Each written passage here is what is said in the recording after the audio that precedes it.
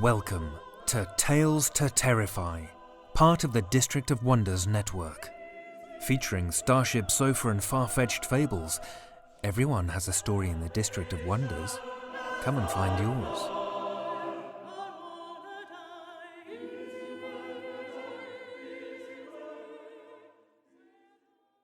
Good evening, children of the night.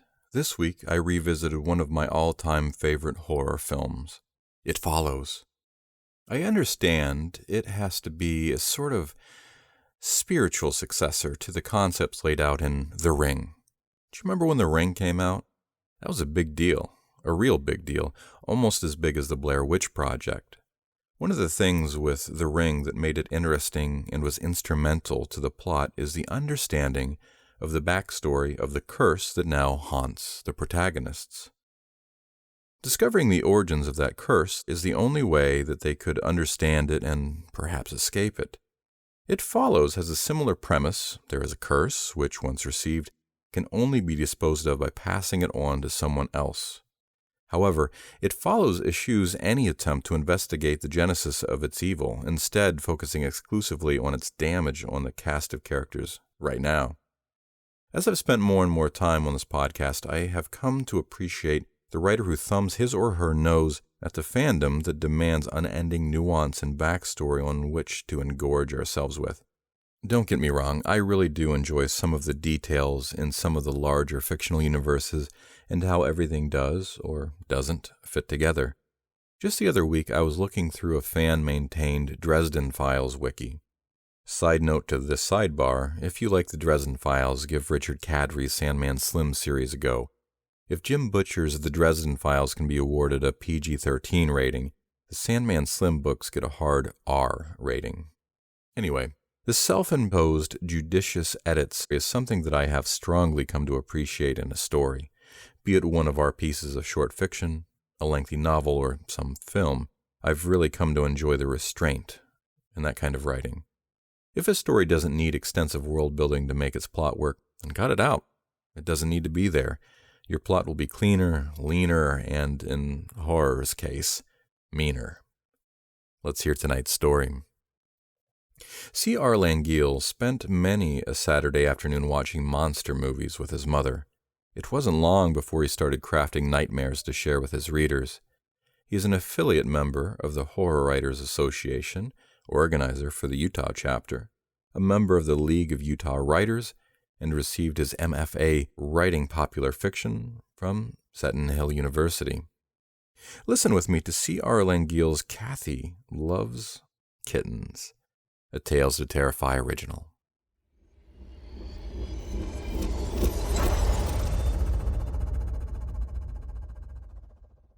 The car slammed into our sedan with enough force that I think I blacked out for a few moments. When I came to, the world was spinning ass over end, and even though it was hard to focus, two things stood out. Kathy, my 4-year-old daughter, shrieked in the seat behind mine, while my wife Olivia was eerily silent and calm. Kathy's screams ended abruptly just before the car smashed into a large tree. I tried to move, but the steering column pinned my body to the seat. My breath came in short gasps.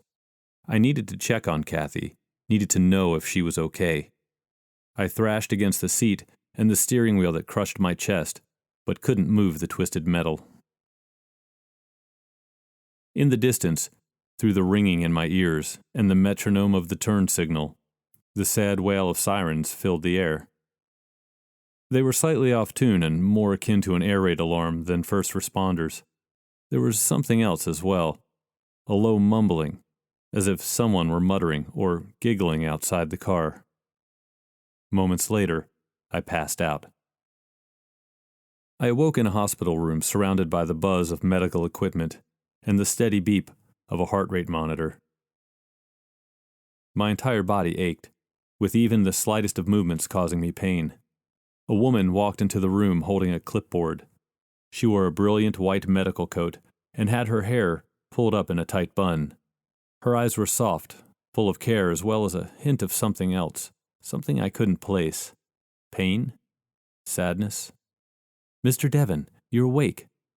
She said it with a hint of surprise. making a few notes on the clipboard. There was also something else behind her voice, something that matched the look in her eyes. A nurse followed shortly after. He shot me an empty smile as he started checking my vitals. He was a squat fellow, with a scraggly beard the color of a fire engine. Kathy loved fire engines. "Where's Kathy?" The doctor cocked her head, her eyes furrowed with confusion. "Mr. Devon, how are you feeling?" she asked. "You've had a rough run, and you suffered a nasty blow to your head." "Where's my family?" She let out a sigh, pursing her lips. "Mr. Devon, your wife is dead. Her funeral was 2 days ago. I'm very sorry for your loss. You've been in a coma for the last 2 weeks." A mix of emotions ran through my mind. I was sad for sure, but more empty than anything else. I should have been a wreck, crying out against God and his decisions, but it wasn't in me. I was concerned about something else. "What about Kathy?" "Who?" "My daughter." I braced myself for the worst, yet I wasn't prepared for what she said. "Mr. Devon, there was no one else at the scene of the accident other than you and your wife." Kathy's bedroom was empty, not just void of her presence, but literally empty. Her furniture was gone, her toys were gone, even the damn poster of the kitten on the wall was gone. It didn't make any sense. The police were less than helpful. All they had to offer were blank stares, or even worse, looks filled with pity. The investigator in charge of my case, Detective Molly Shins, was nice enough, but she didn't believe anything I had to say about Kathy. No one believed me. Kathy was real. I remembered when she was born at the Oak Heights Regional Hospital. Kathy entered the world peacefully, hardly making a noise. She was so small and warm against my chest. I never wanted to let her go. Going back to work those first few weeks after her birth was tough. Missing her first and second birthday was tough. But I had to pay the bills. I had to provide. I remembered her 4th birthday party. Olivia and I had gotten her a kitten, a little black thing with a white spot over one eye. Kathy loved the kitten so very much and named it Dr. Eye Patch. It was still here. It was real. It had to be because it nuzzled up to my legs as it walked by in the hallway. Olivia kept a number of photo albums, which I thought was archaic. It was the digital age, but for whatever reason, she loved the look and feel of a physical picture. I grabbed one from under the bed and opened it. Much like Kathy's room, all the photos of my little girl were gone. Blank spaces filled the albums, staring back at me, as if holding little picket signs saying, "Where'd she go? You don't know." My hand shook as I placed the photo album on the bed. It took me 3 tries to dial Detective Shin's number correctly. "This is Detective Shins." Her voice was a little raspy, as if she smoked a pack a day for the last 20 years. But the times I had actually been in the same room with her, she smelled of something bitter and sweet, not cigarette smoke. "The photos are gone," I said. "Mr. Devon?" "The photos are gone, just like the bedroom. Someone is—" Shin's sigh cut me off. Her patience was wearing thin. "Grant, have you been taking the medication the doctor prescribed for you? Extreme trauma and a head injury can cause some odd things to happen," Shin said. "God damn it, I'm not hallucinating. My daughter is gone, gone as if she never existed in the first place. And you and everyone else on the planet think I'm making it up." The phone connection cracked, and static leaked through. There was a rhythmic beep in the background, followed by some unintelligible words. It didn't sound like Shin's, even with her rasping voice. "You're breaking up, Detective. I can't hear you." I checked my cell reception. It had full bars. As I returned the phone to my ear, Shin's sandpaper voice came through clearly. "I said I'll be by later to take a statement and check up on you." It was out of pity Shin's was coming over, or to ensure I wasn't a danger to myself or anyone else.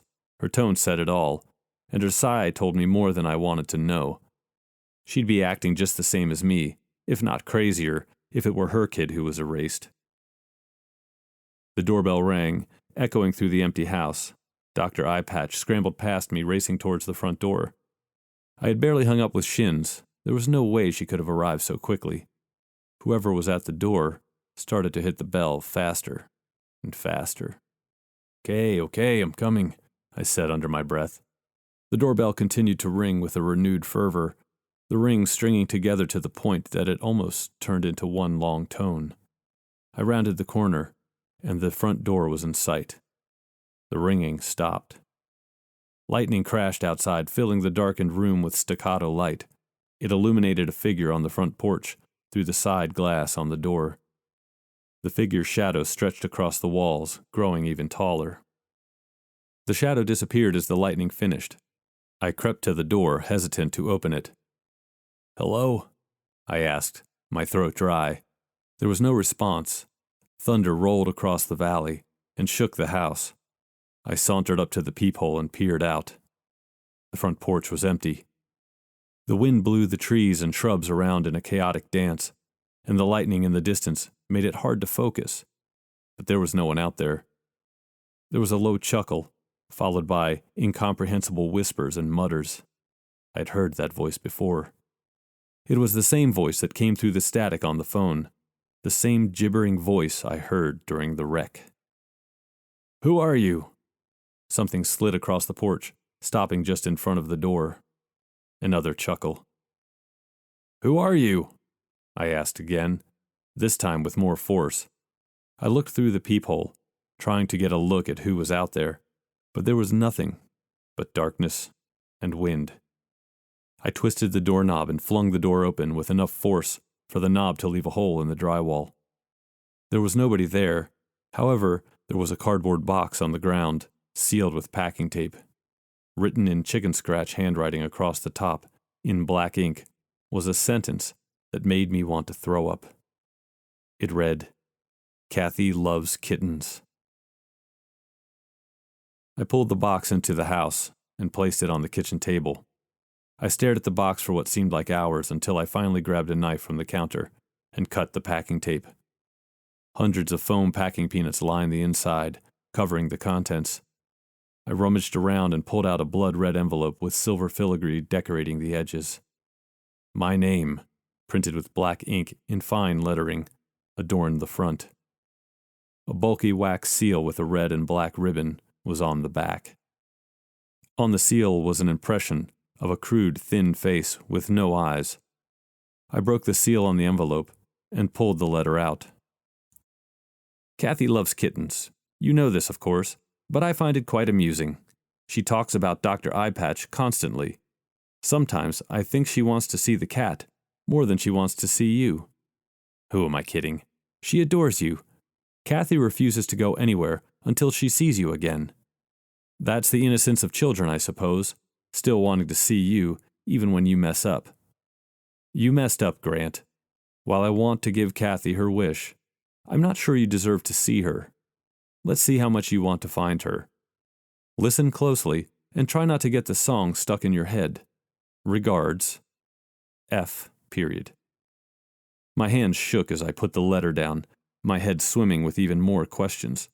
I stood and went to the kitchen cupboard to pour myself a glass of whiskey. The alcohol burned on the way down, and even worse on the way back up. I'd never had that kind of reaction to alcohol before. Sure, there had been times in my younger years that I drank so much I threw up, but this was something else.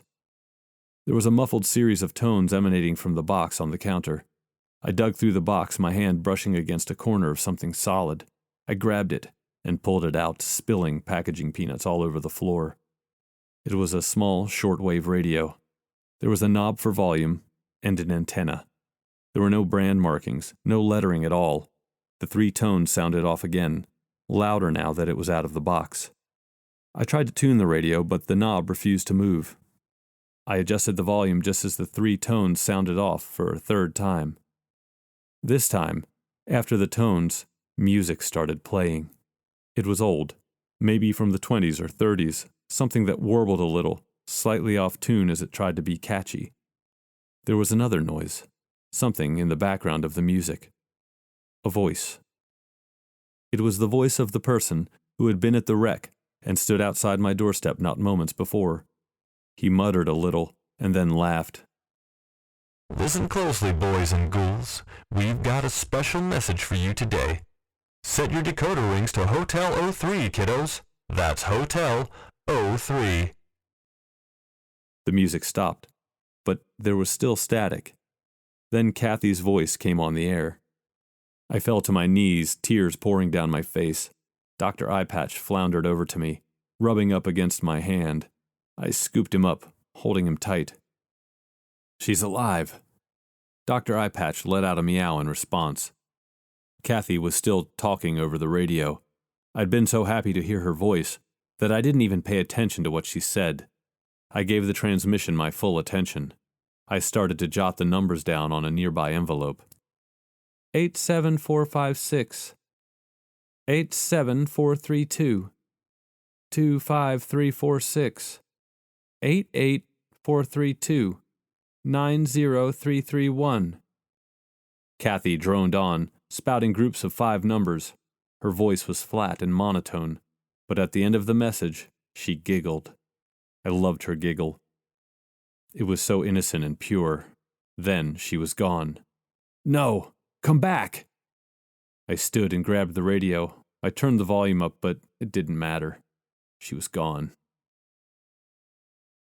I hope you boys and ghouls got that super fun message. Tune in tomorrow for more. Don't lose your decoder rings or you'll be out of luck, Chuck. I dropped the radio. I rubbed my head until it hurt. What could I do? Without the decoder ring, I wouldn't be able to make heads or tails of the message. I wouldn't be able to find my Kathy. I needed the decoder ring. I growled and flung the cardboard box off the table. Packaging peanuts flew across the floor in a miniature tsunami. The doorbell rang, echoing through the house. Dr. Eyepatch poked his head around the corner, then scrambled up the stairs. I grabbed a knife from the knife block and stormed to the front door. If it was the guy who took my Kathy away, then there would be hell to pay. I flung the door open, knife at the ready, only to find Detective Shin's disapproving stare greeting me. "Would you like to put the knife down, Mr. Devon?" Shins looked at me from across my kitchen table, then scanned the disaster that was the kitchen. She pursed her lips before writing something down in a small notebook. "Can you describe the voice again, Mr. Devon?" It was deep and gravelly, almost like someone who smoked a lot. I glanced up to see if Shins would take offense to the smoking remark, but she continued to look at me with a blank stare. "Do you have reason to believe that this person has anything against you, Mr. Devon? Someone you know, perhaps?" "No, no one. I don't know who it is or why they are doing this, but they have my daughter." Shins started writing again. She pointed to the radio on the table. "This is the device you found in the box?" "That's correct." Shins reached out for the radio, but pulled her hand back before she touched it. Instead, she pulled out a camera and snapped a few photos. "Mr. Devon, I'd like to ask you a few more questions about your wife." I froze. I'd already answered too many questions about Olivia. "I don't see what Olivia has to do with my daughter's disappearance." Shins wrote some notes down in her notebook and then looked at me. "Maybe nothing, maybe everything. It's my job to figure out the facts. Please describe the events leading up to the accident." "I've already done this," I said. "Humor me." I stared off toward the liquor cabinet, and my stomach churned. "Mr. Devon, please answer my questions, and I'll look into this package as well as order increased patrols in your neighborhood. Perhaps your gibbering man will haunt your doorstep again." "Why did you call him that?" I asked. "Call who what?" "The gibbering man. Why did you call him that?" "I have no clue what you're talking about, Mr. Devon. Please stop avoiding the question." The quicker I answered her questions, the quicker she would be out of here and searching for my daughter, or this gibbering man. We left the house around 6 in the evening. "Where were you going?" "I don't quite remember. All I know is that we were in a hurry." Shins took some more notes. "Did you speed that night?" "Nothing too crazy, just the standard 5 to 7 miles over the limit." "Did you mess up?" "You messed up, Grant." "Excuse me?" I asked. "I said, what did you and Olivia talk about during the ride?" My stomach twisted, and I wanted to throw up again. Maybe I just needed a good night's sleep. I rubbed my forehead, but it didn't do much to help me focus. I don't remember. Small talk. Shins nodded, jotted some notes, then looked me in the eyes. "Did your wife make any phone calls prior to the accident?" A small ache started in my knuckles and slithered up my arm. The metallic taste of pennies appeared in my mouth, but was gone as quick as it came. "Not that I can think of. Why?" "We pulled your wife's phone records, yours as well. She made some interesting phone calls, Mr. Devon." Shins gave me a devilish grin that spread from ear to ear. This was the first time I remembered her ever smiling, and I didn't like it. I clenched my hand into a fist, and the ache in my knuckles turned into a burn. "What do you mean?" Shins continued to grin at me, fire in her eyes as she pulled a folded piece of paper from her coat pocket. She took her sweet time unfolding it, knowing she was torturing me with each movement. "You sure you want to know? Things change when you know things." "What the hell is wrong with you?" I asked, slamming my hand onto the kitchen table. Her smile disappeared, but the fire remained in her eyes. She left the paper on the table and got up. "I'll leave this here with you. Do what you want with it. Don't mess it up, Grant." The room spun circles around me, and I stumbled to the kitchen sink, unloading round 2 of vomit. When I finished, Shins was gone, but the paper was still there. I sat back down and turned it over. There was a list of Olivia's recent phone calls. I recognized my number, but she had also made a lot of calls to another number. I wasn't sure who it belonged to, so I called it. It rang 3 times, and then someone answered. For a long time, there was nothing but the heavy breathing on the other end of a line. "Hello?" I asked. "What do you want, Grant?" I knew the voice. It belonged to my neighbor, Sterling Smith. I hung up the phone and flew out the door. Why the hell had Olivia called Sterling so much? I needed answers, and he had them.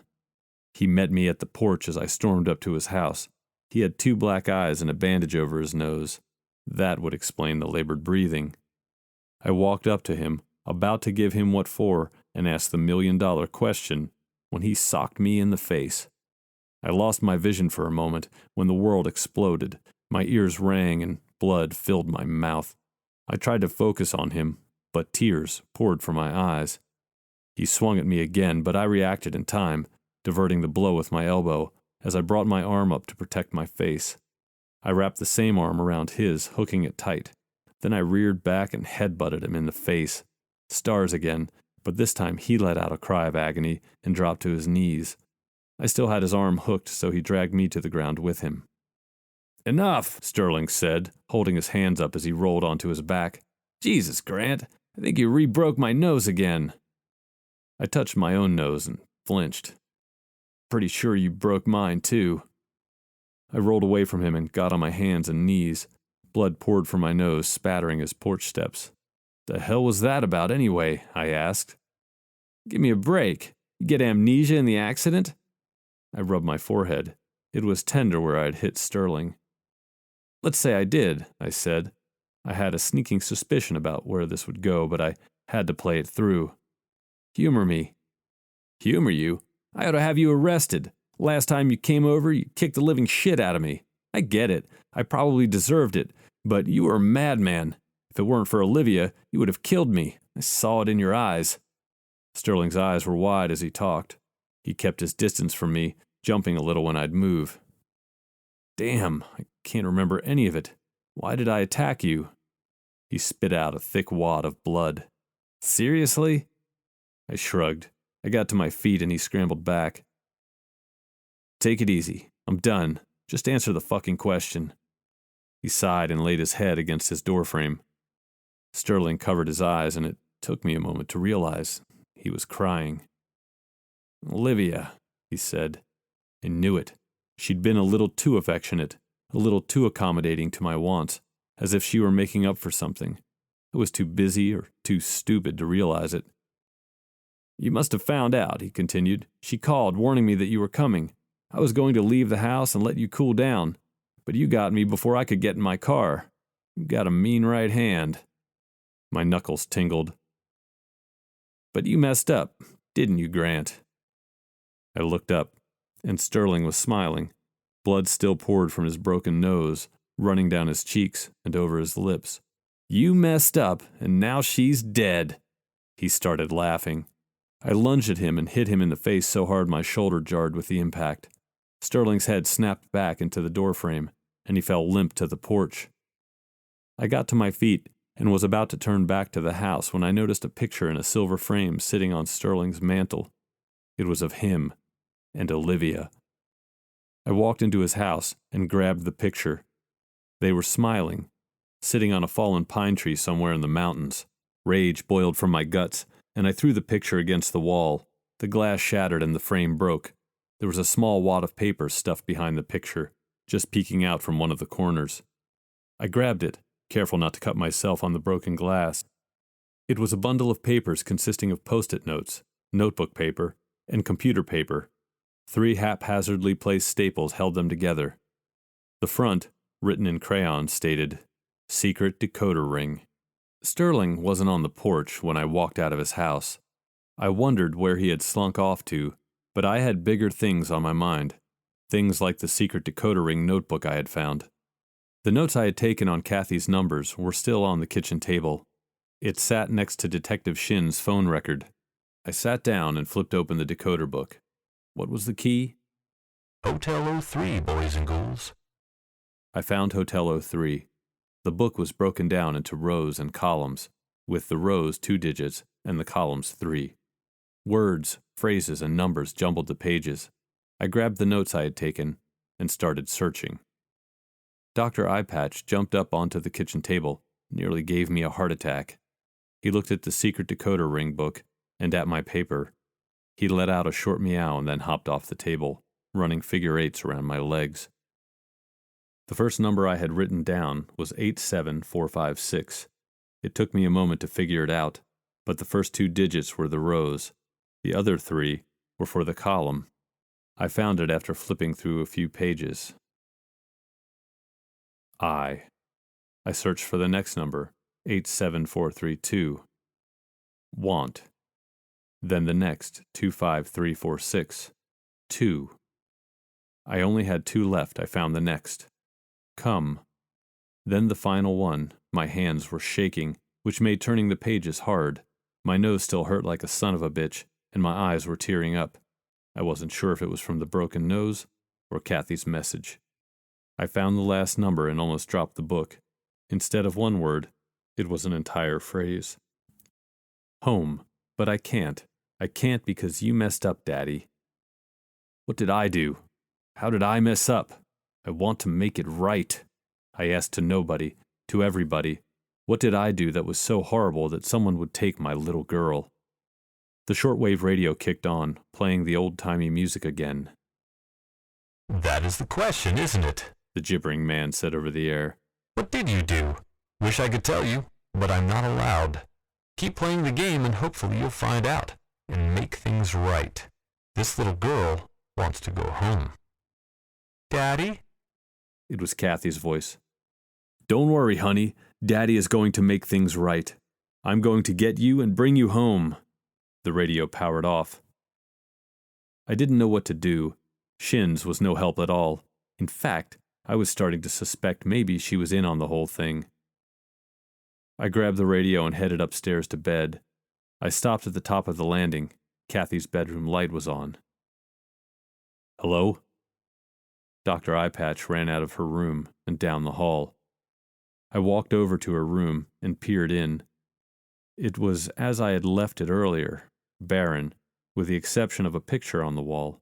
It was a poster of a kitten hanging on a tree limb, with the caption, "Hang in there," in bold white letters at the bottom. That damned poster, so cliché, but she loved it. It had been gone before, but now it had returned. I wanted to smile, but I didn't know what it all meant. Hang in there. I'm trying, honey, I'm trying. With nothing left to do, I went to bed. I awoke in the middle of the night reaching out for Olivia. Her side of the bed was empty. Not new, but it still hurt to reach out and find her gone. Dr. Eyepatch sat in the middle of the floor staring at me. It was strange. He usually jumped onto the bed. I flipped on the nightlight to get a better look. He was sitting on another black and red envelope. My hands were shaking as I opened it. The gibbering man, Grant? That's what you're calling me? I suppose it's better than what most folks call me. Kathy had fun reading that little radio message for me. Did you enjoy hearing her voice? That was a treat just for you. Something to wet your whistle and get you motivated. Now, here's the hard part, Grant.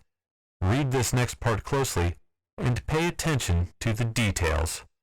This isn't for you. You're exactly where I want you, and nothing will change that. This is for Kathy. Tune in later for more instructions. Toodles. F. 3 tones blasted from the shortwave, echoing through the room.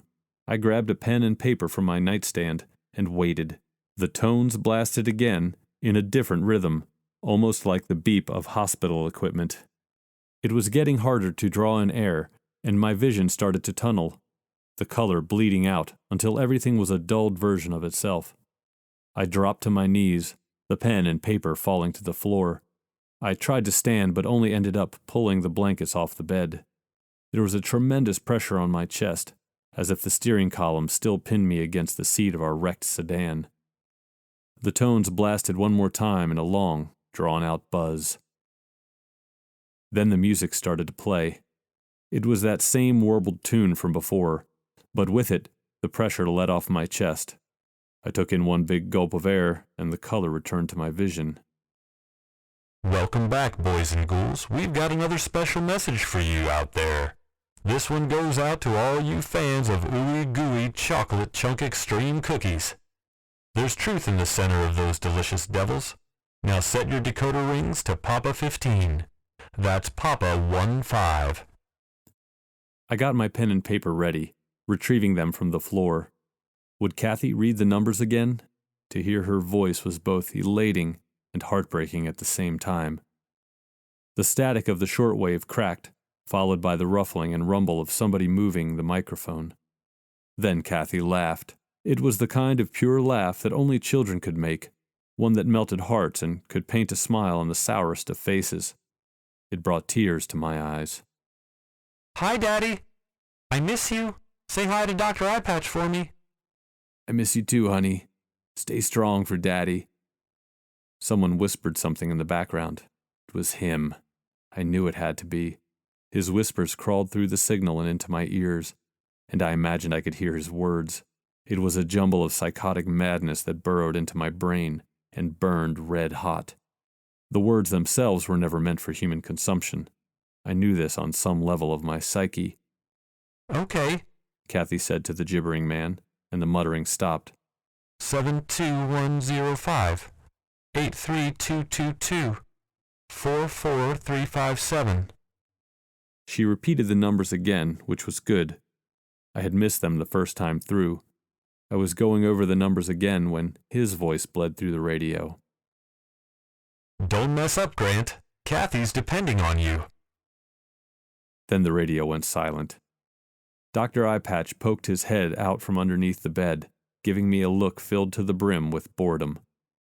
He padded over to me and hopped up onto the bed, sitting directly on top of my notes. I scratched him underneath his chin, which elicited a soft purr from deep down in his kitty engine. After a moment, he grew bored of my affection, scampered off into the hallway. I grabbed the notes and retrieved the codebook.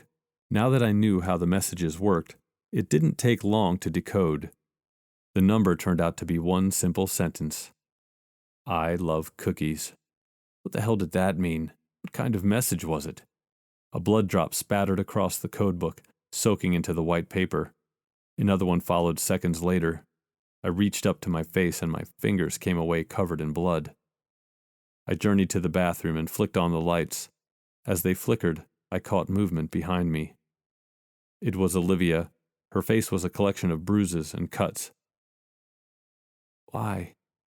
One word was all she said, but it cracked the bathroom mirror, breaking my image in two. I spun around, expecting her to be gone as if it was a scene from some cliché horror flick, but she still stood there. I'm not sure what was more disturbing, the fact that my dead, beaten wife stood in front of me asking, why, or the fact that she smiled a cold, heartless smile. Hate rolled off her like a stench that watered my eyes. "Why did you mess up, Grant?" I didn't mess up, honey." Her smile grew even wider, splitting her mouth into a bloody grin. Bits of flesh dropped from her cheeks and hit the floor, sizzling on impact, like bacon in a hot pan. Smoke started to rise from her body, filling the bathroom with a sickly haze. The temperature shot up to sauna levels, and sweat began to bead on my skin.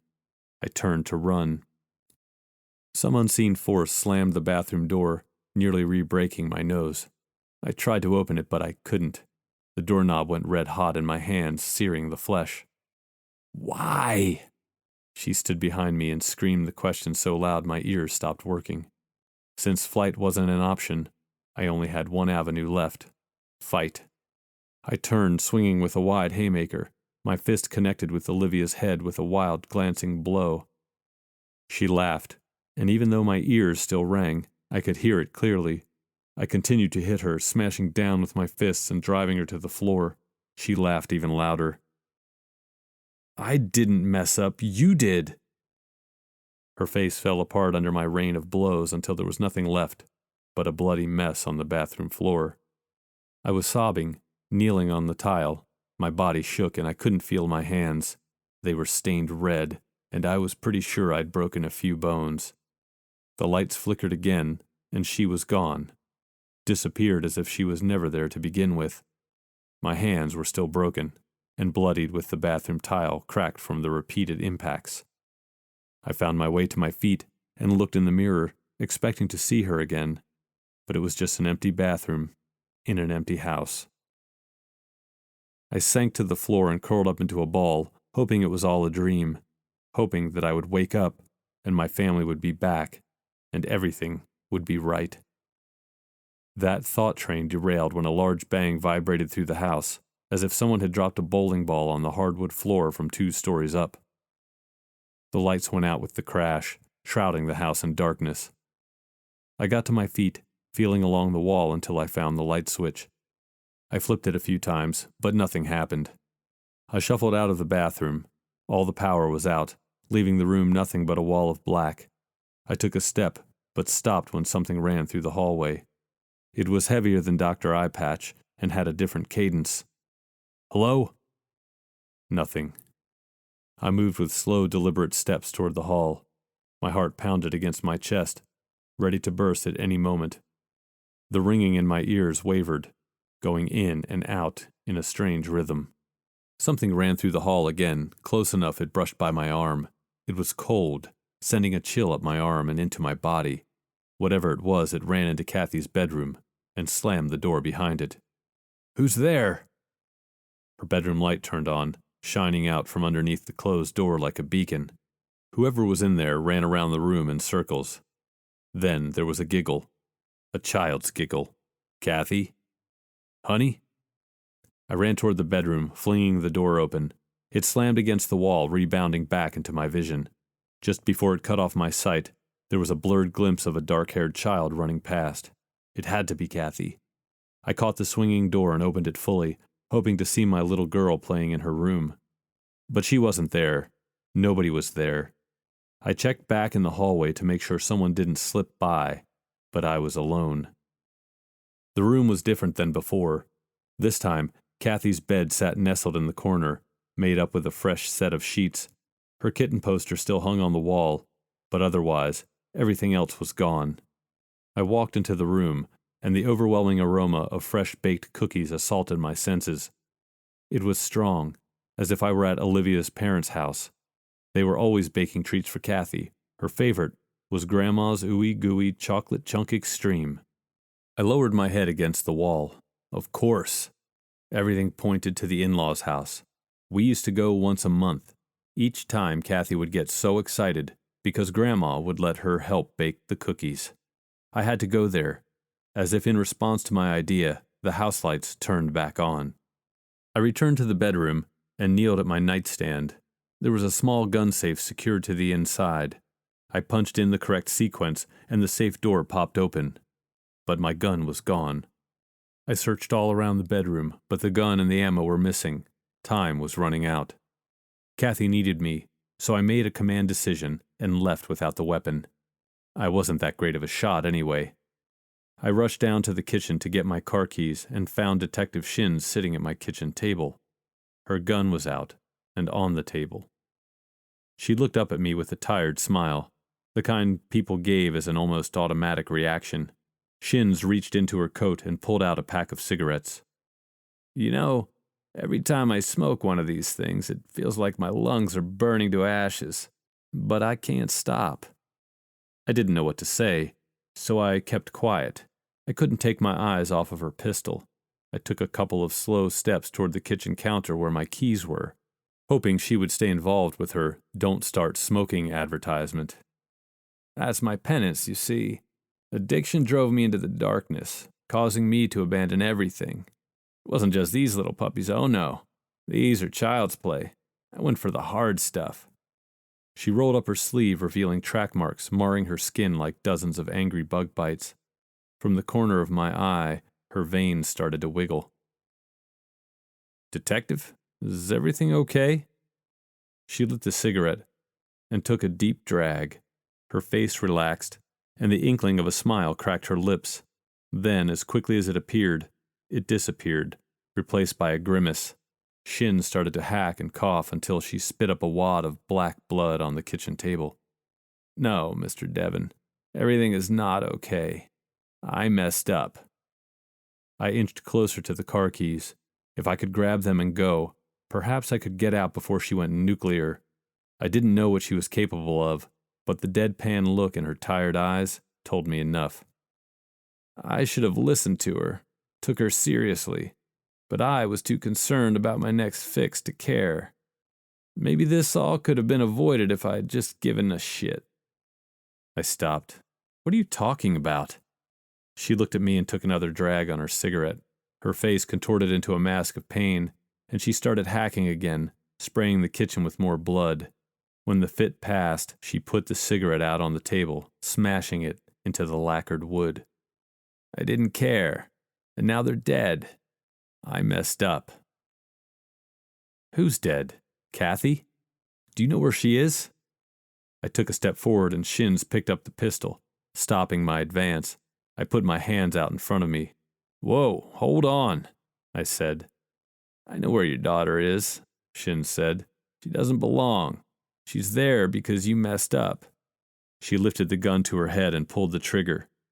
Brain matter, hair, and chunks of skull painted the fridge. Shin slumped into the chair like a rag doll. Her eyes were open and staring at me, and I swore she still had that tired smile on her face. Smoke from the gunshot floated from her skull in a weak wisp, crawling toward the ceiling. I wasn't sure what to do.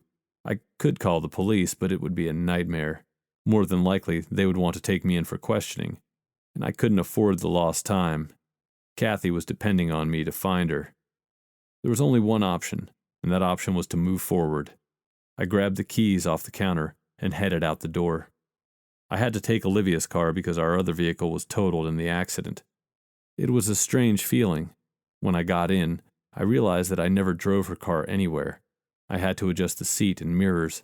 When I turned the car on, her radio station buzzed to life, filling the vehicle with pop country music. As I went to change the station, static came across the radio, drowning the song out and replacing it with his voice. "Hey there, boys and ghouls. You're burning daylight. Kathy doesn't have much longer." The radio returned to normal.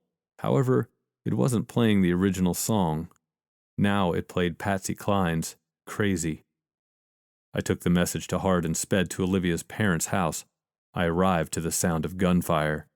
2 shots, with the living room window lighting up with the muzzle flash. I wish I had grabbed Shin's gun from her dead grip before I had left, but my head hadn't been in the right place. Plus, how would I explain my fingerprints on the detective's gun when it all went to trial? It was bad enough that she was dead in my kitchen.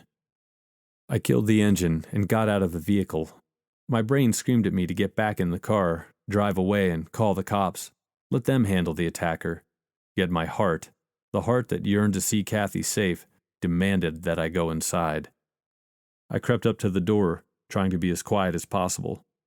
I stopped on the porch and listened, hoping to catch some indication of how many people were in there, or if they were moving around. However, there was nothing but crickets and the low hoot of an owl in the nearby cottonwood trees.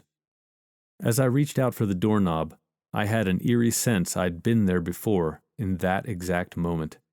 I tried to shrug the feeling off, but stopped when I turned the knob, placing my opposite hand on the door. There was a bloody handprint right where I put my hand. The dimensions fit so perfectly that I pulled away and inspected my fingers for blood. They were clean as far as I could tell, but something was wrong. In my mind, I already knew how this was going to play out. I would enter through the foyer, and the lamp would be overturned as well as the shoe rack. I opened the door, and sure enough, just as I thought, it matched my memory completely. I didn't know what it meant, but it couldn't mean anything good. Next, I would turn the corner, and Olivia's parents would be dead on the floor, lying in a pool of sticky blood. I still hadn't heard any movement, but deep down, I knew there wouldn't be any. This was becoming too familiar, and I knew what the end result would be. I took a deep breath and rounded the corner. There were 2 pools of blood, but no bodies. The coffee table was on its side, and their old Jurassic-era CRT television was face down on the floor. The smoky metallic smell of a fired gun permeated the air so thickly I could taste it. I backed out of the living room, almost tripping over the overturned coffee table, all the while reeling from the intense feeling of déjà vu. Something chimed from the kitchen. It beeped in a rhythm, following the beat of my heart before turning into a mechanical cadence. "Hello? Is someone there?" The beep sounded again. I moved to the edge of the kitchen entryway and peeked in. The lights were on, but nobody was in there. The beeps were coming from the oven. It was the cooking timer. I approached the oven, cautious as to what I might find in there. Reaching out with a shaky hand, I turned the timer off, just as it started to sound again. I peered through the little rectangular window, hoping to get an idea of what was baking, but I couldn't see through the gloom. Rather than turn on the oven light, I opted to open the door. The mind-blowing aroma of freshly baked cookies rushed out into the kitchen, followed by the blast of heat from the oven. The heat rolled over my skin, which at first was nice. I didn't realize how cold I had been until I opened the oven. But the pleasure soon faded. It was hot, too hot for comfort, and worse than it should have been. For half a moment I thought my skin would ignite right there in the kitchen, and that I would be engulfed in an inferno. I backed away, running into the table. It scooted across the linoleum, sending a low rumble through the house. "Grant, what's wrong with you? Shut the door." It was Olivia's mother, Patricia. I turned to face her, and my sanity fractured ever so slightly. She stood in the entryway between the living room and the kitchen. Her face was a mess of blood and bone. Whoever shot her had shot her in the back of the head, and the bullet exited through her eye socket. The exit wound was enormous, big enough to see through. The bullet had obliterated her nose, and half of her cheek hung to the side as if it were a piece of deli meat. Jesus Christ! "Language, young man," Olivia's father, Morgan, said, although it came out in a mumble. I turned and found him standing in the other entryway, leading out to the hall. Similar to Patricia, he had been shot in the back of the head, but for him the bullet had gone through his lower face. His jaw hung at an odd angle, touching his chest. Blood oozed out in a line of drool onto the floor, followed by the quiet clink of a tooth. "Morgan, now we'll have to clean up the floor," Patricia said. "This can't be happening. This isn't real," I said. "You're right. This isn't happening. It happened," Morgan mumbled. "It happened because you messed up," Patricia said. They both walked into the living room and lay down over their respective blood pools. Patricia propped up on her elbows and looked up at me. The light from the kitchen caught her eye, and it took on a shine not unlike a cat's in the dark. "Please turn off the oven before you go," she said. Then she fell face first onto the living room floor, dead. A woman's scream cut through the house, rattling the foundation, and causing the lights to flicker. It seemed to come from everywhere, and I couldn't shut it out, no matter how hard I plugged my ears. I left without turning off the oven, stumbling through the living room, doing my best to avoid Olivia's dead parents. As I exited the house, another gunshot barked, this time from the upper level of the house, and the screaming stopped. I fished in my pockets for the car keys when I noticed Olivia's car was gone. Instead, my sedan sat in the driveway. It was just as I remembered it before the crash, as if nothing had happened at all. I rubbed my eyes, hoping it was a trick or an illusion, but it was still there. The world tilted and turned, causing me to throw up in the nearby lilac bushes. My heartbeat skyrocketed, and for a moment my vision blurred. My body spasmed as if I'd just stuck a butter knife into an electrical outlet, and I dropped to the ground in a heap. I tried to get up, but it hit me again, and I fell to the concrete, unable to breathe. I couldn't see, and all around me there were voices. The words were jumbled, and I couldn't make a lick of sense of anything. Yet through it all, his voice rose above all else, the constant gibbering of something just beyond understanding, as if all I needed were a final piece of the puzzle, and it would all make sense. My vision came back slowly, blurry at first. I rolled to my stomach and pushed up until I could get my knees underneath my body. I sat back and took in a deep lungful of air, relishing the oxygen. My sedan still sat where Olivia's was a moment before. The door was open, with the constant chime letting me know that it was in fact open, with the keys in the ignition. When I felt ready, I stumbled to the car and got in.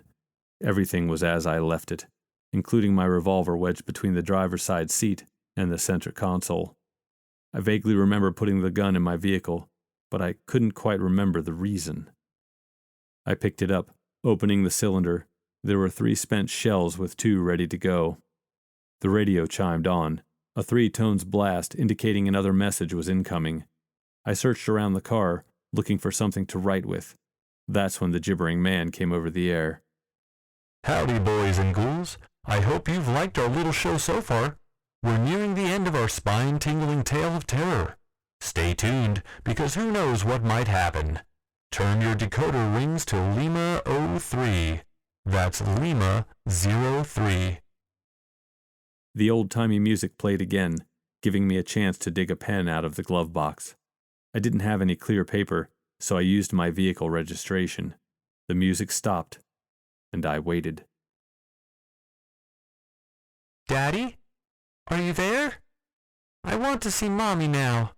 I don't like it here anymore. Kathy was on the verge of tears. I had heard her like this hundreds of times before. I'm here, honey. Stay strong. Daddy's coming. The gibbering man mumbled something quiet in the background. Okay, Kathy said. but then I want to see my Mommy. More incoherent ramblings. 34505 40423 76233 22893 19203 68754. I scribbled the numbers down, and the radio went silent. I dug the codebook out of my pocket, looking up the coded message. Daddy, why did you? I knew what was next. It hit me from deep down, and I said the words before I wrote them. Hurt Mommy? I hadn't hurt Mommy, yet. Even as the thought crossed my mind, my knuckles ached, and I couldn't stop looking at the pistol. It couldn't be. There was no way. Really, Grant? No way? Olivia said from the passenger seat. I looked over to her and wished I hadn't. Like her parents, she had been shot. A bullet hole was centered on her forehead, with a steady stream of dark blood pouring down between her eyes. It ran in a channel around her nose and into her mouth. When she spoke, it sprayed all over the interior of the car, sprinkling me in the face. Olivia, what happened? I knew what happened. The knowledge was there. It was always there, just under the surface. But I needed to hear it. You happened. You messed up. She reached across and placed a hand on mine. It was hot. I wanted to pull away, but I couldn't. Leave me alone! She smiled and squeezed my hand, sending waves of pain up my arm.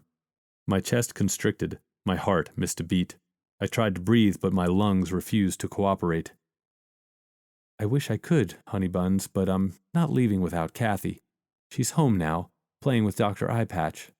Let her go, Olivia said. She still wore a smile on her face, but her voice was ice cold. She let go of my hand and slumped into the seat, dead. As soon as she let go, my lungs started to function again, and the pain in my chest dissipated. For a few moments I sat there, taking deep breaths, never taking my eyes off my dead wife. How could I let Kathy go if I hadn't even found her yet? Besides, if she thought I was going to give up my daughter to her, she had another thing coming. Olivia mentioned Kathy was home. I didn't know what to believe anymore, but I'd run out of options. I threw the car into reverse and pulled out of the driveway, kicking it into drive. I buried the pedal and raced back toward the house. Olivia still sat lifeless in the passenger seat, and I kept stealing glances her way, worried that she would spring to life and grab me again. Something moved in the back seat. Instinctively, I looked at the rear view, expecting to see Kathy back there playing with one of Olivia's health magazines. However, it wasn't her. It was him. A man sat in the back seat wearing a dark suit and a tan trench coat. He was tall, having to lean forward to fit. It wasn't that he appeared out of nowhere that almost caused me to swerve off the road. It was his face. His nose was too long and hooked, like a hawk's beak, and his cheeks were very distinct, as if chiseled from stone. He pulled his mouth into a wide grin, showing rows of long, crooked teeth, ending in deadly points. The most disturbing thing was his lack of eyes. He didn't even have sockets, just smooth skin where they should have been. He opened his mouth and static spewed forth. The radio in the car turned on, mimicking the same static. It got louder and louder until I thought my brain would burst. Then came the gibbering. Thousands of voices were talking, whispering, laughing, and screaming. The screams were the worst, millions of tortured souls crying out for it all to stop. Then he closed his mouth with a snap and cocked his head to the side. His voice came through the radio. We're almost at the end of our ride, boys and ghouls. We're coming to a crossroads. Time to make a choice. What do you want? I want Kathy to be happy. Isn't that what you want? I mashed the gas pedal once again, accelerating, trying my damnedest to be subtle. I reached down and grabbed the pistol. There were still 3 shots, more than enough to spread this thing's brains all over the back seat. I can make her happy. Let's be real. You haven't done a bang-up job yet, have you? A kaleidoscope of memories slammed my mind. Memories of me ignoring Kathy and leaving Olivia to deal with her. Memories of me yelling at my daughter, leaving her in tears. I'd beaten Sterling Smith nearly to death when I had found out about him and Olivia. Then I'd gone after her. I remembered I attacked her in our bathroom, beating her nearly to death. She'd taken Kathy and ran off to her parents' house. Then came the drinking. That's what sealed the deal and set my mind to the task. I was going to make things right and make sure that we were all happy. But I messed up. I drove to her parents' house, broke in and killed them, shooting them execution style in the living room. Then I killed Olivia in the upstairs bedroom. I dragged her body to the car, collected my daughter, and hit the road. She was in the backseat crying. I wanted to make her happy and stop her tears. I wanted all of us to be together again, one big, happy family. I was trying to calm her just before we wrecked. "I'm so sorry," I said, to no one in particular. You will be, but like I said before, this isn't about you. It's about her. Kathy? Bingo. She's stuck, and you need to let her go. This isn't the place for her. Her voice came across the radio. Mommy? Is that you? Olivia was no longer in the front seat of the car. "Yes, Pumpkin, it's me." They were both crying, and I could picture them together, holding each other in a tight embrace. "I can make it work. I can make it better," I said. I'm afraid we're past that point, but if you don't let her go, she'll be stuck here with you. "Let her go," Olivia said. Once again, my chest constricted, and I couldn't breathe. This time it was worse. An intense pressure mounted in my shoulder, and I slumped forward in my seat. I just wanted them to be happy, no matter the cost. It was the last thing I remembered before my car slammed into another sedan that looked eerily just like mine. I wake up in a hospital room with the mechanical buzz of medical equipment and the steady beep of a heart rate monitor. The window shades are pulled, but the warm summer sun bakes outside the window. I look around the room, but nobody is there. I open my mouth to speak, but my throat is incredibly parched, and I can't make anything more than a half-hearted hacking noise. I try to get up. "Kathy." Comes out more like a croak than a word, but it gets someone's attention. A woman walks into the room holding a clipboard. She is wearing lavender scrubs and a medical mask over her nose and mouth. Her eyes are hard, and specks of blood coat the front of her outfit. "Mr. Devon, you're awake," she says with a hint of surprise, making a few notes on the clipboard. A nurse follows her in. He's a big fellow, with tattoos running down both forearms. He gives me a sneer as he begins to check my vitals. "Where's Kathy?" The woman lowers her head a bit, avoiding eye contact. "Mr. Devon, how are you feeling?" she asks. You've had a rough run, and we've had to bring you back a few times. We weren't sure if you would make it." "Where's my family?" She lets out a sigh and pulls the mask from her face. "Mr. Devon, your wife is dead. Her funeral was 2 days ago. You've been in a coma for the last 2 weeks. I lean my head back and shut my eyes. This isn't what's supposed to happen. I'm supposed to bring us back together and make us a happy family. And my daughter? Mr. Devon, your daughter passed away minutes ago. She died in surgery." I want to say something, but I can't. All that comes out is a low wail. I need to see her one last time before she's gone. I want to get up, but that's when I notice my arm is handcuffed to the hospital bed. "Let me out of here. I need to see her. I need to see my daughter." I struggle against the bonds thrashing in my hospital bed. The woman whispers something to the nurse, and he nods, running out of the room. Moments later, Detective Shins walks in. Her eyes have a glaze over them as if she's riding a high and not quite with it all. Whenever she looks at me, her face conveys guilt. Another detective accompanies her. He's a tall man, with a hawkish nose and deadpan eyes. "Mr. Devon, we're glad to see you're awake.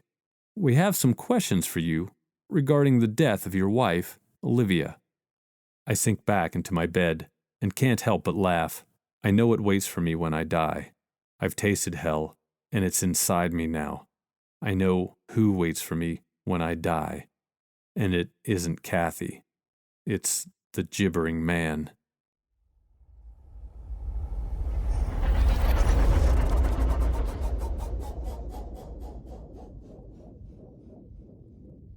That was C.R. Langille's Kathy Loves Kittens, as read by Jonathan Danz.